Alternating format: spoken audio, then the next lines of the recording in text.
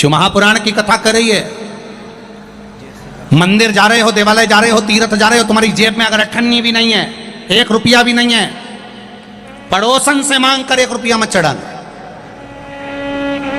शिव महापुराण की कथा बड़ी विचित्र कथा है।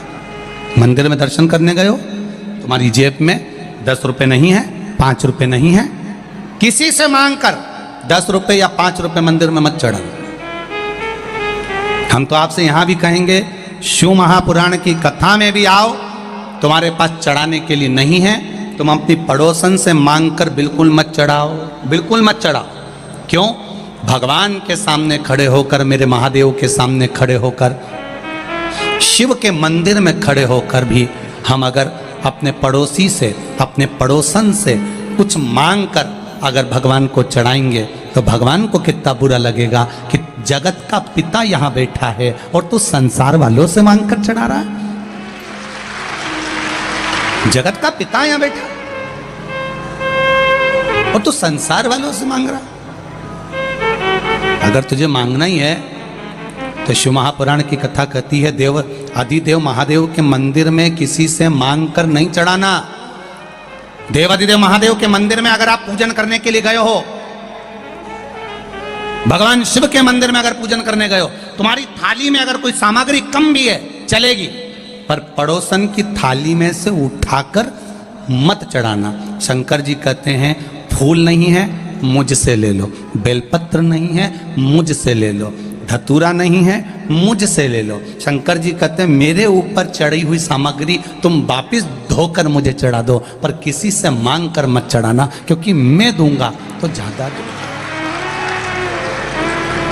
अब आप प्रैक्टिकल कर देखो। अब एक प्रैक्टिकल करिएगा आप। पड़ोसन की थाली में से जो जो सामान उसने थाली में रखा, जो जो सामान रखा, उसका नरियल, उसकी अगरबत्ती, उसका दिया, सब तुम उठा के भगवान पे चढ़ाया हो। एक बार प्रैक्टिकल करके देखना हो। अब पड़ोसन का मुंह देखना, फिर तुमने तो उसकी थाली में से उठाकर चढ़ा दिया, अब उसका मुंह देखो तुम जरा जोरदार। अभी तक तो वो ब्रह्म कुमारी थी, थोड़ी देर में चंद्र घंटा बनने में उसको देरी नहीं लगेगी, थोड़ी देर चढ़ा दिया तुमने तो महादेव। अब वो पड़ोसन को ये लगना चाहिए कि मैंने नहीं चढ़ाया तो इसने चढ़ा दिया, उसमें क्या दिक्कत है, पर नहीं, उसका मुंह फूल गया। मेरी थाली, मेरा सामान, मेरी पूजन की सामग्री इसने कैसे चढ़ा दी, इसने कैसे दे दिया, बुरा लग जाए। पर अब शिव जी के पास में बेलपत्र चढ़ी है, शंकर जी के पास में बेलपत्र चढ़ी है, शंकर जी के पास में धतूरा चढ़ा है। शिव जी से बेलपत्र मांगा तुमने, शंकर जी से बेलपत्र लिया तुमने, और वही बेलपत्र देवादिदेव महादेव का लेकर तुमने शंकर जी को चढ़ा दिया।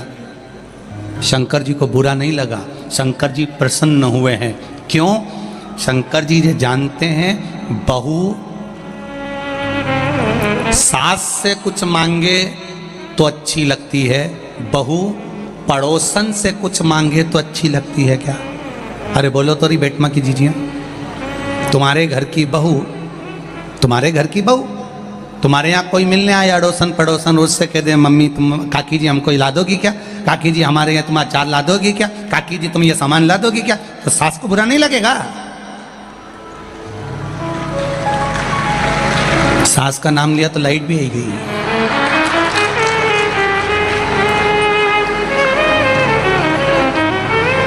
जरा विचार करिए आप, थोड़ा स्मरण करिएगा। घर की बहू, घर के बच्चे, घर के बेटा बेटी अपने घर के लोगों से मांगेंगे, माता पिता से, सास ससुर से, वृद्ध से, बुजुर्ग से मांगे, अच्छा लगेगा। पर वही पड़ोसी से मांग रहे हैं, दूसरे से मांग रहे हैं, अच्छा नहीं लगेगा। अगर दूसरे से मांग रहे हैं तो श्रेष्ठ नहीं लगेगा। मेरा महादेव भी ऐसा ही है, मेरा देवादिदेव महादेव भी यही कह रहा है, मांगना है मुझसे मांगो, मुझसे। दूसरे देंगे तो तेरा पेट नहीं भराएगा, दूसरा अगर देगा तो तेरा पेट नहीं भराएगा। देवाधिदेव महादेव कहते हैं अगर गोरापति शिव शंकर और घड़ी अगर देगा तो आधा चावल के दाने से जब वो संसार का पेट भर सकता है, त्रिशूल को मात्र हिलाने से पूरे ब्रह्मांड को हिला सकता है, तो शिव की कथा कर रही है केवल उसकी दृष्टि पड़ते से ही तेरे पूरे कुटुंब का पेट भरा सकता है, केवल दृष्टि।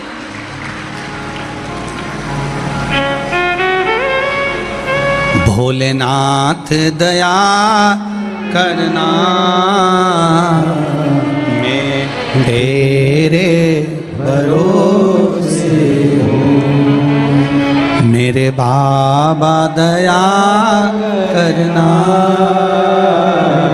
मैं तेरे भरोसे हूँ ना। शिव महापुराण की कथा कहती है कष्ट है शरीर में,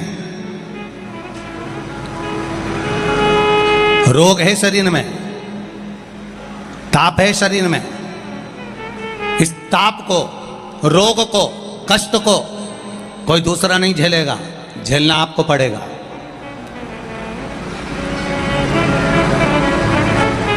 झेलना आपको पड़ेगा। शिव महापुराण की कथा कहती है जब ताप आपको झेलना है, कष्ट आपको झेलना है, रोग आपको झेलना है, तो भजन भी जम के बोलो जरा, जम के आपको ही करना है। कोई दूसरा तुम्हारे हिस्से का भजन नहीं करेगा, कोई दूसरा नहीं करेगा, आपको ही करना है।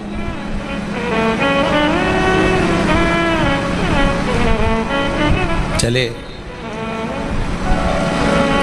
ब्राह्मण शिव महापुराण की कथा मंदिर के अंदर बैठकर कर रहे थे, चिल्ला पड़े हर हर महादेव। जैसे ही बोले हर हर महादेव, देवराज को क्रोध आ गया।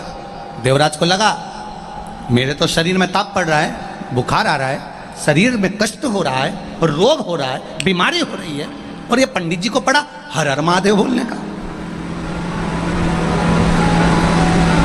थोड़ी देर पंडित जी ने कथा